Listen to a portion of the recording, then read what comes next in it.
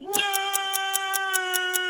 to the Know. I'm Ashley. I'm Mica. Hey, it's a whole new week and a whole new time for news. Yeah. And we're going to start off with some good news and some bad news. After waiting for months and months, we finally got an update on Final Fantasy VII Remake, straight from the Chocobo's mouth. But, well, that update is that they realize it needs to be better than it's shaping up to be right now. Yeah. So despite it being nearly 3 years since the remake was announced, apparently Square Enix feels like whatever they've been working on all this time is not up to the standards of modern gamers. Oh, well, that makes me sad. Needs more microtransactions. Yeah. So, no secret that the project has been coming along slowly. We haven't got a whole lot of updates for it since it was announced, and that's led some to wonder if it's already in development hell. At the very least, Square Enix seems like it's taken its time in remaking the 1997 classic RPG. But this latest info has got us wondering if the remake could be actually in trouble, because from the sounds of it, they might be starting from scratch rather than just the 10-year process of Final Fantasy 15. That's a big problem to have. Yeah. All right, well, okay, so let's dig into it, catch you up to speed. Yeah. Yes, this information comes from a new job posting by Square Enix, who is making some admissions about how the game is looking in its current state and the needs they currently have to improve its quality. The job listing in particular is for level planners, whose job is to organize the workflow of location development, brainstorm level designs for each location, and implement data using Unreal Engine 4. So wait, they haven't even planned the game's levels yet? That's not great. Well, look, some of the Final Fantasy developers do this thing where they'll develop the first level over and over and over until it's absolutely perfect, and then they'll move to the second level. So maybe there's a real complete first level out there. But potentially more alarmingly than that, the level design is not in a complete or even near complete state, that they're still looking for people to work on it. The job posting also mentions that they need to establish a core group to work on the production. Now that's where it starts to get a little bit more concerning. So, I mean, didn't they already have their core members in place? What is happening? Right, so here's a translated version of the text, and the wording is a little rough, but you'll get the general idea. It says, while we are reaching a satisfactory level in terms of reproducing the original title in high-quality graphics, we have come to the conclusion that we should aim for even higher quality in order to meet the expectations of fans. It goes on to say, that said, we will tackle the production of this big title by establishing core members of various positions, such as level planner, battle planner, designer, engineer, etc., including existing members of the development team. Interested applicants are expected to work as a core member.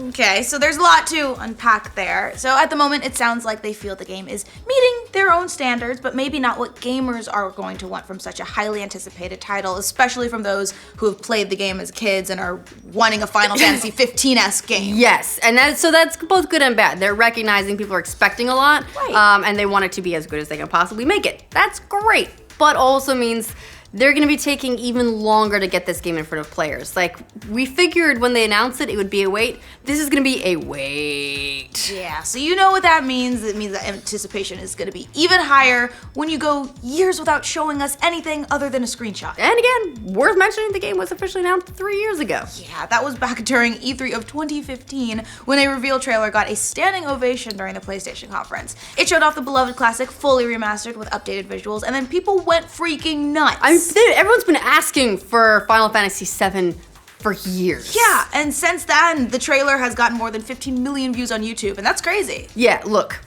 makes a lot of sense. Final Fantasy VII, legendary game, and has been for decades. But if you play it nowadays, admittedly, the PS1 graphics are dated. It's going to be very difficult for new fans to get into it without the nostalgia and without remembering everything that came with that gameplay experience. Yeah. So, yeah, a lot of people are very excited to see it with some modern polish. And then at the PlayStation Experience event at the end of 2015, we got an even more in-depth look at the game, showing off new cutscenes and what looked like in-game footage that included some battle sequence. And it all looked like it lived up to the promise of a fully remastered game. Yeah, but since that substantial look back at the end of 2015, we haven't seen much else besides some screenshots, leaked concept art from the anniversary event in Tokyo earlier this year, and the occasional update from director Tetsuya Nomura or somebody else on the team who insists things are just peachy keen, y'all. Yeah, well, if this job posting is real, it can't have been going that great. Yeah, for the last year or so, one of the major updates we got was when Square Enix said it was cutting ties with the third-party development team behind the remake and moving its production entirely in-house. Yeah, that studio was CyberConnect 2, which was known for working on Naruto and Dot Hack games and was was revealed in 2015 that Square Enix was working with that studio on the Final Fantasy remake. But then last year, during a Mobius Final Fantasy stream, Square Enix dev Naoki Hamaguchi said he'd taken over the development side of the game. Hamaguchi added, up until now, development has progressed by receiving external collaboration, but from here on out, with production and quality in mind, we're shifting to our in-house organization.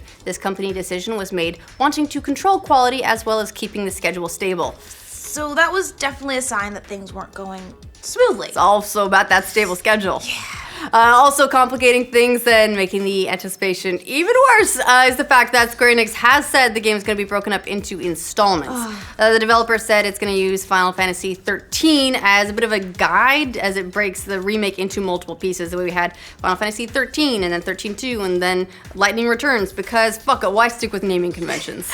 Producer Yoshinori Kitase told Game Informer that the goal is to structure it more like Final Fantasy 13 than an episodic series, adding that the remake will essentially be a full-scale game for each part of the multi-part series. Which is just gonna make gamers want even more from the remake, especially as it takes longer to develop. You're saying we're gonna pay full price for each one of these things? Jeez. People are gonna expect a full game from a third of a game. Another thing from the job posting is that it mentions wanting this team of level designers and new recruits to bring, well, fresh ideas to the game. So there's a couple ways to interpret that. On the one hand, awesome, they're looking to add some new ideas to the game and really make it fresh for a whole new generation of fans. Yeah, but on the flip side of that is don't add new shit, just finish the game. Like, it's a remake, seriously.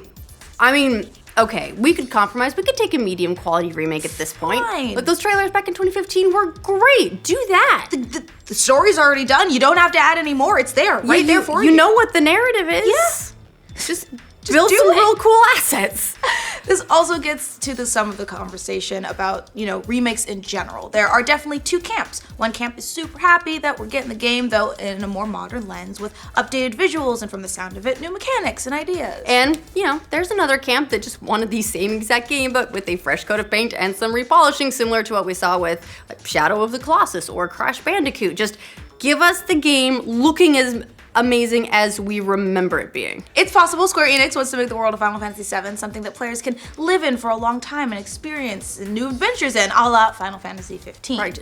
Episode after episode after episode. Now, we already know that Square Enix wants to move more towards that games as a service model, so potentially this could be part of that. Anyway, it's all speculation until we hear more from Square Enix, so maybe they've started over from scratch, or maybe this isn't as alarming as the job posting makes it sound like. I hope it's not. Yeah, hopefully that latter one is true. At any rate, don't get your hopes up for a game anytime soon. Regardless of which direction this goes, it sounds like they're a long way off. But you didn't need a job posting to tell you that, right? I'm so sad. So what do you guys think of the status of the Final Fantasy VII Remake? Let us know in the comments. And for all your Final Fantasy VII Remake news, be sure to like this video. If you're new around here, subscribe to the now. We'll see you in 20 years when the game's out. It showed off the beloved classically fully remastered, I said classically, producer Yoshinori Kitase's what? Exactly. It's possible Square Enix wants to make the world of Final Fantasy V, 7, wow, what? With some modern polish. And then at the PlayStation more in-depth look at the game, showing off new both